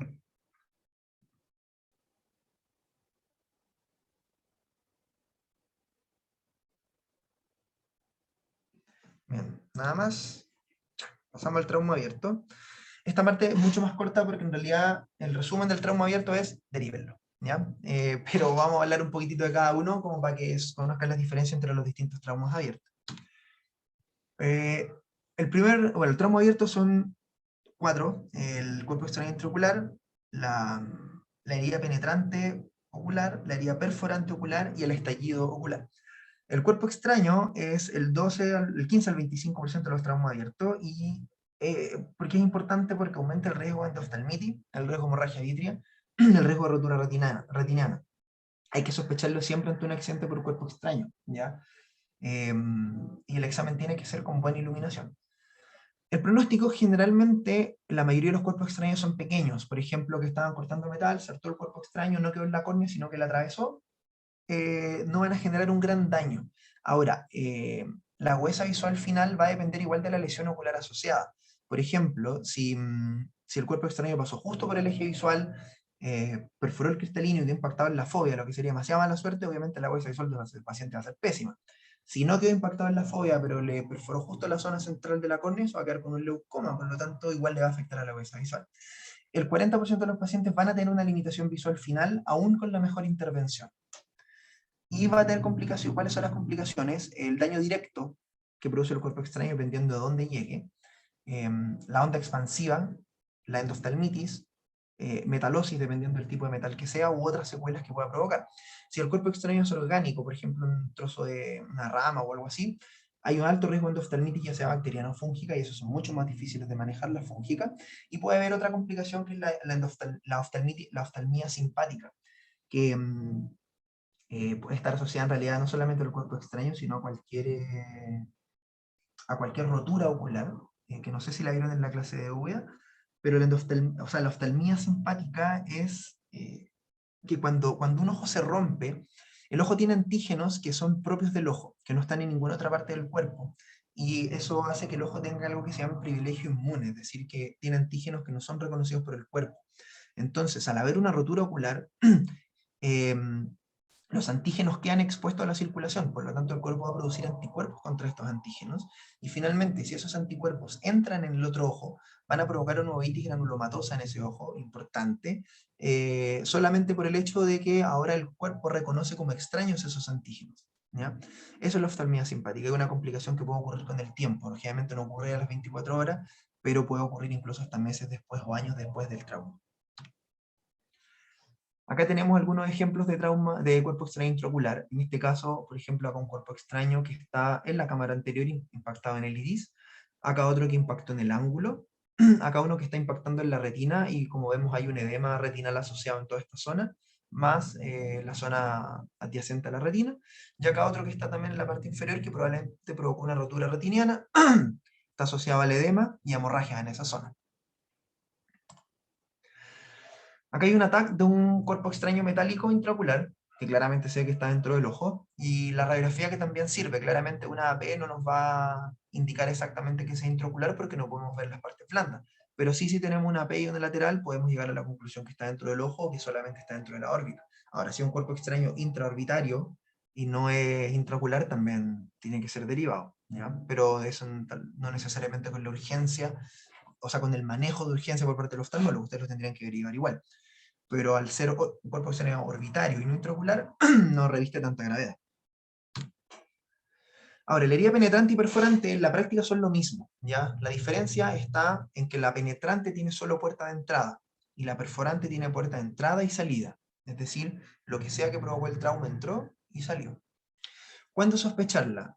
Mecanismo del trauma, es decir, por ejemplo, la presencia de cuerpo extraño intraocular, o sea, que haya estado golpeando metal contra metal, que haya estado en un accidente y haya saltado vidrio, o como lo vimos hace un tiempo con el tema de los balines, cosas así. Dolor intenso, muy intenso, disminución importante de la agudeza visual, Obviamente, si evidenciamos el sitio de ruptura, no queda duda que una rotura ocular. Si hay hipotonía, que acá estoy un poco en discusión con la guía Auge, porque ¿cómo van a evaluar la hipotonía ustedes si lo recomendable es que no toquen el ojo?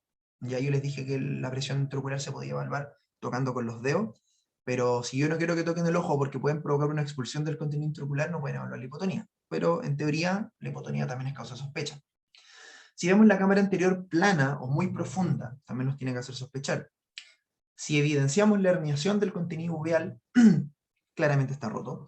Si hay ifema, si hay discoria, o hay una herida perforante del párpado, es decir, hay una herida que atraviesa el párpado en todo su grosor, también deberíamos sospechar que puede estar perforado el ojo, más aún si está asociado a una hemorragia subconjuntival justo en la zona donde está la herida del párpado. Y la presencia de quemosis hemorrágica en 360 grados. Disculpen, ¿por qué la discoria es importante? Porque cuando hay, no nos olvidemos que el iris es parte del tejido uveal. Cuando hay una rotura ocular, siempre la uvea va a tratar de salir a taponar esa zona. Por lo tanto, si hay una rotura a nivel limbar, por ejemplo, o a nivel del cuerpo ciliar, o a nivel de la córnea, el iris va a tender a tapar eso. Por lo tanto, va a generar una discoria, ¿ya? Y el estallido ocular, por último, es un trauma contuso que produce el aumento de la presión intraocular de forma súbita, en la que en este caso la elasticidad del ojo no soporta la tensión y va a provocar una ruptura en los sitios de menor resistencia, que son el limbo, el nervio óptico o la inserción de los músculos rectos, ¿ya? A diferencia de las anteriores, que no es que algo rompa el ojo, sino que el trauma contuso, el golpe, provoca que la presión aumente tanto que la descompresión después del ojo rompa el ojo en las zonas más débiles, ¿ya? Y generalmente el estallido ocular es grave, ya más grave que las roturas, porque las roturas generalmente tienen reparación, pero el estallido puede ser un estallido muy severo, en el cual no se puede reparar el ojo e implica necesariamente la enucleación o la evisceración. Y el estallido en realidad es lo más nocivo que puede tener, el trauma más nocivo que puede tener un ojo, ¿ya? Y sí o sí es antecedente de un trauma contuso, y el tratamiento sí o sí es quirúrgico, ¿ya? Lo primero es intentar la reparación, suturar la esclera, la córnea, lo que se pueda, y tratar de mantener todo el contenido ocular dentro del ojo. Muchas veces la reparación que hacemos para el estallido no es para preservar la agudeza visual, sino que es para preservar la estructura ocular y no tener que sacar el ojo, ¿ya? Cuando hablamos de trauma ocular, lo más importante que manejen es que primero está la vida y después está el ojo, ¿ya? Y en el ojo primero está la visión y después está el ojo. Es decir, si no podemos preservar la visión, vamos a tratar solo de preservar el ojo, ¿ya? Para no tener que sacarlo, porque obviamente una mutilación de un paciente no es nunca la primera alternativa. Acá les muestro algunas imágenes de traumas abiertos. Todos corresponden estos a heridas penetrantes probablemente, no creo que sean perforantes. Obviamente estas dos de arriba claramente pueden ver que hay una herniación del tejido uveal, por lo tanto está claro el sitio de ruptura. En esta otra parece que un anzuelo, un fierro, no me queda claro, y obviamente perforó el ojo, incluso tenemos un anillo de óxido alrededor, lo que nos traduce que esto lleva más de un par de horas, probablemente un día, asociado a un edema corneal localizado, y en este caso que no vemos, o sea, vemos que el sitio de ruptura está acá, no vemos herniación, pero claramente hay un ifema total. Probablemente hay alteración, hay heridas en los párpados por el nivel de sangre, y esto claramente está roto el ojo. Esto es el caso de un estallido. Si se fijan, el ojo está completamente roto, se rompió acá en la zona limbar, se rompió la córnea, hay herniación del tejido uveal, herniación probablemente de la retina. Esto es insalvable, se va a suturar, o sea, es salvable el ojo, se va a suturar, se va a mantener la estructura, probablemente no va a quedar ciego, pero después se puede colocar una prótesis estética para que no se vea tan mal, y probablemente este ojo igual va a llegar después a la tisis bulbi y no va a tener reparación. Y acá es un estallido ocular probablemente oculto. ¿Por qué sospecho que puede ser un estallido ocular y no una herida penetrante? Porque si se fijan, probablemente por el antecedente del trauma contuso sea un estallido, claramente. Vemos que hay un poco de quemosis, vemos que hay un ifema completo, y acá arriba pareciera haber como que el tejido uveal se está moviendo, o sea, acá probablemente hay una herida a nivel del limbo, que está siendo tapado por el iris, pero la quemosis no me deja verlo. Y estos tres casos también podrían ser casos de estallido ocular oculto. En este caso, lo que les decía recién, una quemosis hemorrágica en 360 grados, asociada a un trauma contuso, sospechar estallido. Acá la cámara anterior se ve que está más profunda y se ve que hay una discoria hacia esta zona que se condice con esta zona de esta quemosis hemorrágica, por lo tanto por acá podría haber una rotura escleral que está siguiendo a ser taponada por el iris. Y en este otro caso también hay una quemosis hemorrágica que no está en 360 grados. Este caso tal vez podría ser discutible si se maneja como una hemorragia subconjuntival simple asociada al trauma o se maneja como un estallido ocular oculto. Si no está comprometida la huesa visual, si el reflejo fotomotor, si la motilidad está bien, etcétera, tal vez podríamos manejarla con una hemorragia subconjuntival, simplemente irla controlando. Pero si no, o si tienen miedo, se deriva igual y se le suena probablemente la vamos a hacer una exploración quirúrgica, vamos a ver si está rota la esclera o no. Porque en este caso, por ejemplo, no hay herniación del iris ni nada. El manejo de todo trauma ocular abierto es igual, da lo mismo si es un cuerpo extraño, si es un HPO o si es un estallido. Todo paciente con sospecha de diagnóstico debe ser derivado urgente, en el momento, ¿ya? Ideal régimen cero y con exámenes preparatorios tomados si tienen la posibilidad. No colocar nada en el ojo, ni suero, ni colirios, ni ungüentos, nada, ¿ya? Y no comprimir el ojo. ¿Por qué no colocar nada? Porque puede provocar, aumenta el riesgo de endoftalmitis. ¿Qué hay que hacer? Protector ocular y sello estéril, nada más. Profilaxis antibiótica. Semoxifloxacino es el ideal, porque es el que tiene mayor penetrancia intraocular. 400 miligramos vía oral una vez al día por 5 días es el manejo ideal, el de primera línea. Si no hay, Cipro, 750 2 veces al día, más cefasolina endovenosa, 4 veces al día. Si son niños, cefa más clinda, vía oral o endovenoso. En el fondo, profilaxia antibiótica. Esto está en la guía GES igual. Evitar valsalva a toda costa, por lo tanto, se pueden usar antieméticos porque puede que tengan náuseas o vómitos. Radiografía de órbita, TAC de órbita, con cortes de 2 milímetros para poder evidenciar el viento del ojo y derivarlo urgente. Ahí cada hospital tiene su distinto manejo del trauma ocular, distintos protocolos, por lo tanto ustedes si están en un SAPU, lo derivan al tiro en ambulancia, si están en el servicio de urgencia, activan el protocolo que les corresponde a su hospital. Y ahora lo último, que en realidad no tiene nada que ver con el trauma como tal, pero se los nombré creo que en alguna clase anterior y también lo nombré harto en esto, que quiero que sepan estos 3 tipos de técnicas quirúrgicas, lo que es la evisceración, la enucleación y la exenteración. La evisceración es cuando se saca todo el contenido intraocular, pero se preserva la esclera, se mantienen los músculos extraoculares, todo, es decir, se saca la córnea, se saca todo el contenido, toda la retina, la uvea, todo el ojo, todo lo que está dentro del ojo, después se sutura la esclera, se sutura la conjuntiva, o sea, se coloca por dentro del ojo idealmente una prótesis, que es como una pelota, se coloca dentro, se sutura la esclera, se sutura la conjuntiva, y luego que eso sana, se coloca encima una prótesis estética que simula la presencia del ojo. La enucleación, se saca el globo ocular completo, se corta el nervio óptico, se desinsertan los músculos, se saca el globo, se coloca en la prótesis esta pelotita, los músculos extraoculares se suturan a la prótesis, luego se sutura la conjuntiva y encima la prótesis estética. Y por último, la exenteración, que no se usa mucho en trauma, sino que se usa más en casos de tumores, como los melanomas, por ejemplo, o la mucormicosis, que no es un tumor pero una infección, en la cual lo que se hace es vaciar la órbita de todo su contenido. Es decir, se saca todo, se deja el periósteo libre, se corta el nervio óptico, se quema el muñón que queda nervio óptico con la base de los músculos extraoculares, se saca todo el contenido orbitario y se deja el hueso pelado, ¿ya?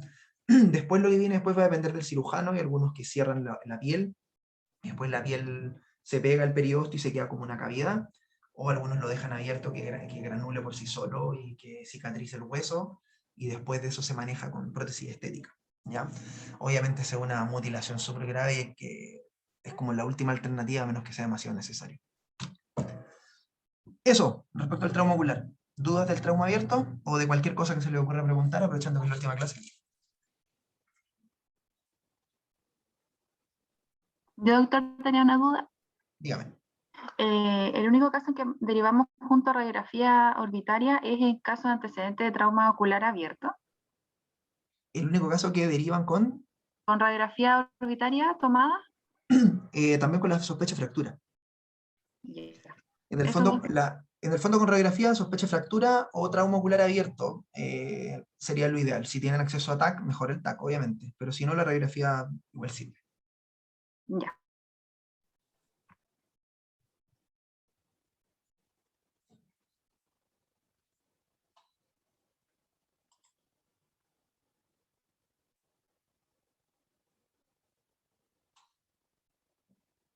¿Alguna otra duda?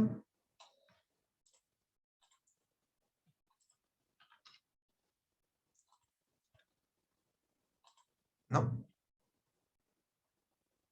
Bacán.